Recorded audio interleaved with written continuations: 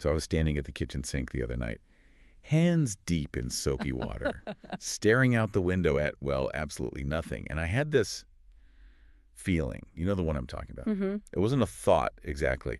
It was just this uh, sudden, quiet, nagging sense that there is something bigger going on. Bigger than the dirty dishes. Significantly bigger than the dishes, Yeah. bigger than my to-do list, Okay. bigger than my mortgage.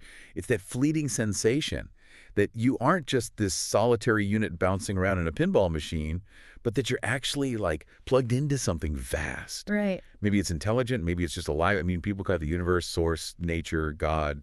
The label seems to change depending on who you ask, but the feeling itself seems pretty consistent. It is universal. But usually right after that feeling hits, the logical brain kicks in and asks, am I just making this up? Is this real? Or did I just have too much coffee? Or not enough sleep. That's usually my go-to explanation. But that tension between the feeling of connection and the doubt of the intellect, that is exactly where we are going today. We are doing a deep dive into a piece of writing titled Awakening the Universal Bond, Identifying Your Spiritual Connection.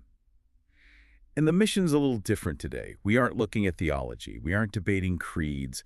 We are trying to strip away all the religious labels and dogmas to look at the raw experience of that connection. Which is really the only way to tackle this without getting into a huge argument, right? We often get so bogged down in the how and the what of spirituality, what text to read, what holiday to observe, what rules to follow. But this source focuses entirely on the felt sense of it. What it feels like. Yeah, it's phenomenology, really. What does it actually feel like to be connected? Okay, so let's start with definitions, because spiritual connection is one of those phrases that can mean everything and nothing. When we talk about a connection to the universe, are we talking about magic? Are we talking about physics? What are we actually dealing with here? Well, the source offers a definition that is surprisingly grounded. It says that spiritual connection isn't about belief in the traditional sense. It's not about intellectually agreeing to a set of propositions or rules. It is about relationship. That's a subtle shift. Relationship versus belief. Yeah, But I can believe in gravity without having a relationship with it. exactly. I can believe in the IRS, but I definitely don't want a relationship with them. So how does that distinction work here? Think about your best friend. You don't believe in them. You experience them. You interact with them. There is a dynamic exchange. The source defines spiritual connection as a sense of relationship with something beyond the individual self. It's an interactive experience. Okay, so if we treat this like a relationship, it has to have characteristics. If I have a relationship with my dog, there are signs, tail wags, barking, begging for food. What are the tail wags of the universe? How do we know the relationship is there? The source lists a few core signals. It mentions feeling guided or supported even when you don't have the roadmap. It talks about seeing meaning in patterns. But the one that really stood out to me was the feeling of being held. Being held. Yes, it doesn't mean the uncertainty of life goes away. You still have problems, but you don't feel like you're free-falling in a void. There's a sense of containment or a safety net. That sounds lovely, but I have to play the skeptic for a second. The human brain is an incredible engine for generating comfort. We want to feel safe. So how do we distinguish a genuine spiritual connection from, wishful thinking? Or worse. Or worse, how do we tell it apart from anxiety? Because sometimes my gut feeling is just me being paranoid. That is the million-dollar question. And the source actually spends a lot of time on this distinction. The first major signal of connection is intuition. But you're right, anxiety loves to mimic intuition. They both feel like a voice in your head telling you what to do. They do, but the quality of the voice is different. The source gives us a heuristic to tell them apart. It says, true intuition tends to be calm and clear. Anxiety, on the other hand, is loud, repetitive, and urgent. Okay, let's drill down on that, because when I'm anxious, it feels very urgent. It feels like, do this now or everything explodes. Exactly. Anxiety creates tunnel vision. It screams. It's frantic. It's usually focused on avoiding a negative outcome. Intuition is described as more of a steady nudge. It's like the quiet guy in the back of the room who actually knows the answer. It doesn't scream, it just persists. It might say, this path isn't right, or go talk to that person. It's not based on fear, it's based on a sense of alignment. So anxiety pushes you from behind with a stick, and intuition sort of pulls you forward. That's a great way to visualize it. And the source mentions that if you track it over time, listening to that quiet guidance leads to growth or safety. Anxiety usually just linked to more anxiety. That's a really useful check. Is this voice screaming at me or is it informing me? Now, that's the internal signal. But a lot of people, myself included, feel this something bigger when we aren't thinking at all, usually when we're outside. Right, the second major signal, connection to nature. And this isn't just, oh, look, a pretty sunset. Yeah, because I can look at a nice painting and think it's pretty, but I don't feel a spiritual bond with it. But put me near the ocean or under a massive canopy of trees, and suddenly my ego feels very, very small. The source describes this as resonance. It's a biological and spiritual recognition. When you are in nature, you are witnessing a rhythm, the tides, the seasons, the growth, and you realize on a cellular level that you are part of that rhythm. Ah, so you aren't separate. You aren't separate from the universe. You are an expression of it. An expression of it. That changes the power dynamic. You aren't a visitor looking at the scenery. You're part of the scenery. Precisely. The source uses the phrase being remembered or restored. It's like your operating system reboots to its factory settings. That sense of peace you feel isn't just relaxation, it's a lack of separation. I love that. It's like the static clears. But okay, let's get into the weirder stuff. Because nature and intuition are somewhat acceptable in a polite conversation. Mm-hmm. But then we have signs, coincidences, synchronicities. This is a third sign. You know the stuff. You're thinking about somebody you haven't seen in 10 years and they text you. You see 11.11 every time you look at the clock. Yeah. A song comes on the radio that answers a question you just asked in your head. Now, a hardcore materialist would say that's just pattern recognition. You're looking for it, so you see it. And that is a valid psychological mechanism. Mm-hmm. Our brains are pattern-seeking machines. But the source argues that the key differentiator here is the feeling attached to the event. The emotional weight of it. Yes. These moments feel personal. They feel like a wink.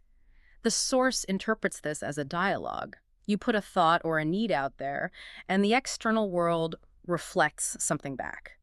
It's not about the number on the clock itself. It's about the fact that it caught your attention at a moment of emotional significance. So if I see 11.01 and I feel nothing, it's just a clock. But if I'm having a crisis and I see it and suddenly I feel a wash of calm, that's the connection. Correct. It's the interaction between your inner state and the outer world. It validates that you are heard. Which leads right into the fourth sign. Yeah. Emotional recognition. This one really hit home for me. This is when you read a text or hear a lyric or see an act of kindness and you tear up. Not because it's sad, but because it feels true. It's like a tuning fork gets struck inside your chest. Yeah. You vibrate with it. The source calls that recognition. It says you aren't learning something new in that moment. You are remembering something ancient. That emotional surge is your spirit saying, yes, this is familiar. This is who I am. It's a beautiful concept that we have this deep well of truth inside us, and sometimes the world just reminds us it's there. But I do want to pivot here, because so far we've painted a very gentle picture. Whispers, sunsets, happy coincidences. It sounds like a spa day for the soul. And life is definitely not a spa day. No. And if we leave it there, we're doing a disservice. Because real relationships have friction. And the source is very clear that a spiritual connection isn't always warm and fuzzy. This is the gritty side of the outline. This is. The fifth sign is what the source calls a pull toward growth. And honestly, this can be incredibly uncomfortable.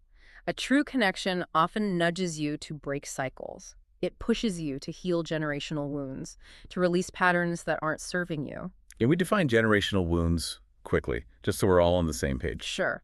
These are patterns of behavior or trauma passed down through families, silence, anger, addiction, perfectionism, things you learn to do to survive because your parents did them to survive. Got it. So the spiritual connection might look like a nagging feeling that you need to stop doing the thing your family has always done. Yes.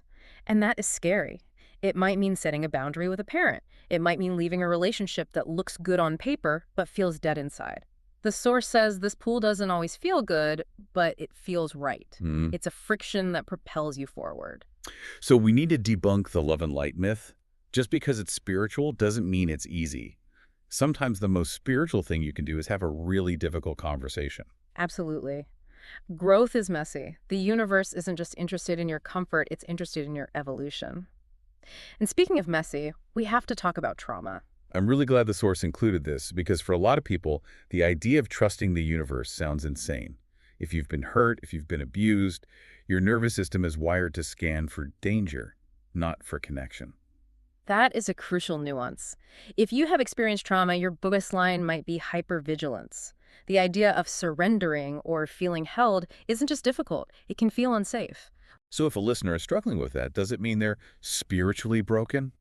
Oh, I can't feel the connection, so I must be doing it wrong. No. And the source is emphatic about this. It says, there is nothing broken about a spiritual connection that feels quiet or inconsistent.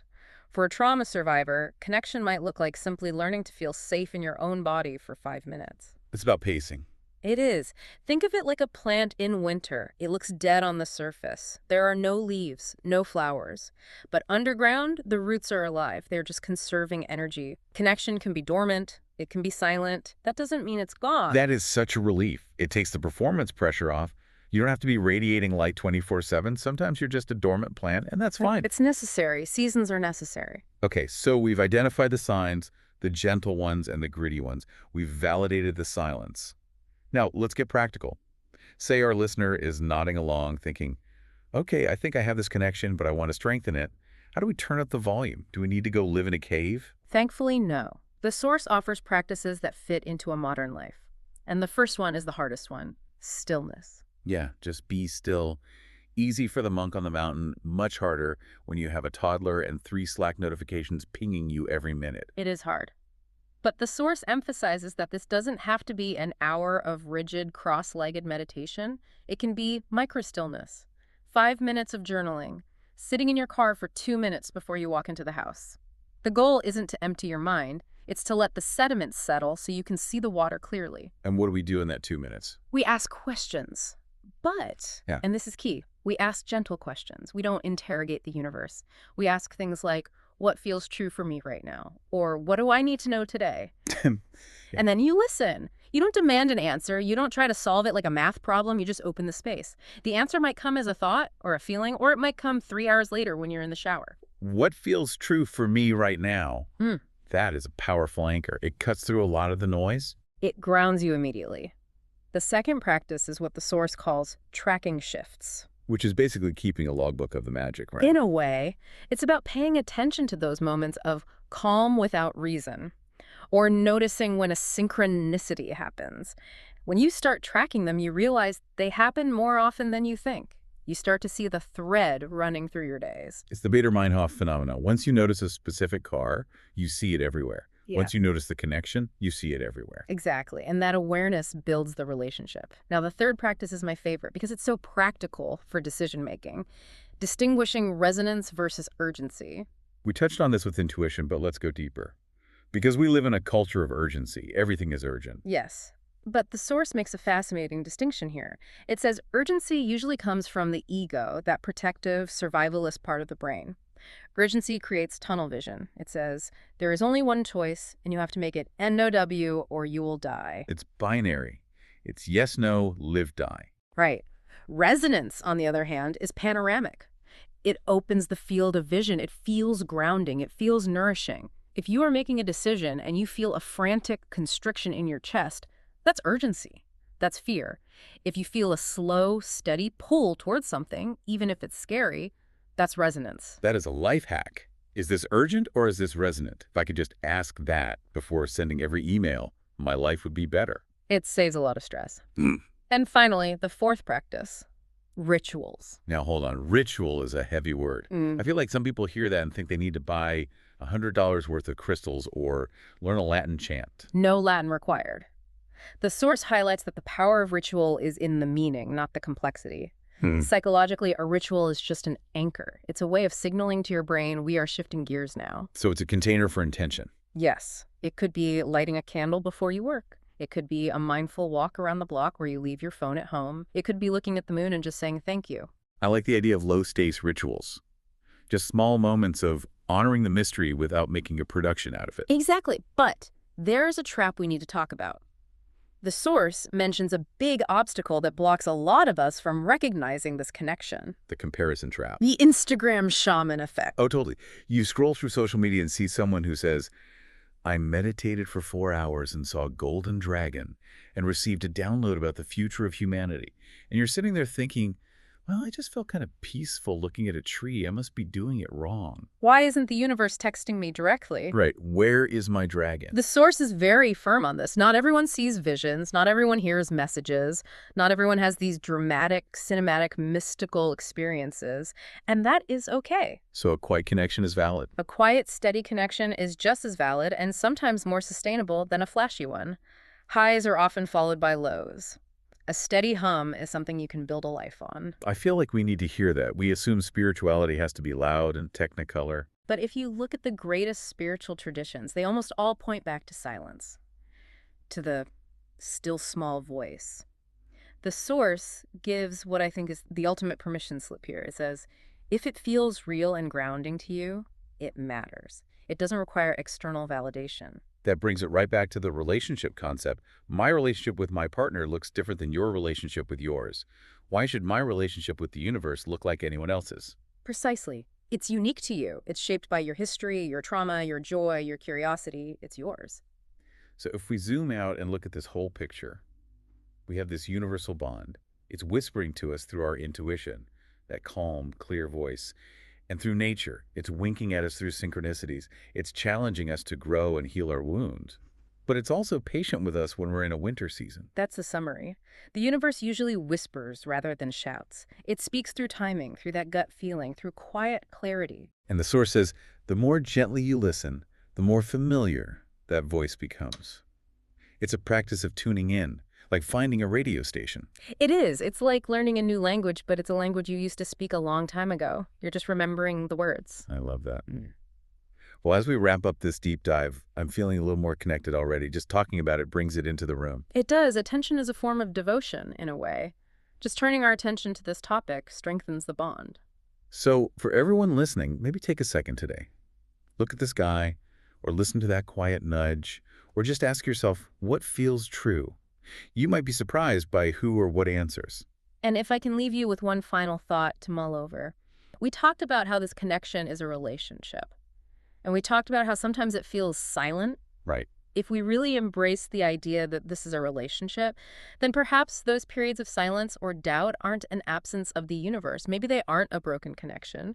Perhaps silence is simply a different, quieter phase of the conversation. Think about it. In a long, deep friendship, you don't need to be talking constantly. Sometimes you just sit together. Maybe the silence isn't emptiness. Maybe it's just the universe waiting for you to learn a new way of listening. That is something I am definitely going to be thinking about. Silence as a phase of the conversation. I love it. It changes everything when you look at it that way. It really does. Thank you for walking us through this. This was a beautiful deep dive. My pleasure. And thank you to everyone listening. We'll see you in the next deep dive. Stay curious and keep listening.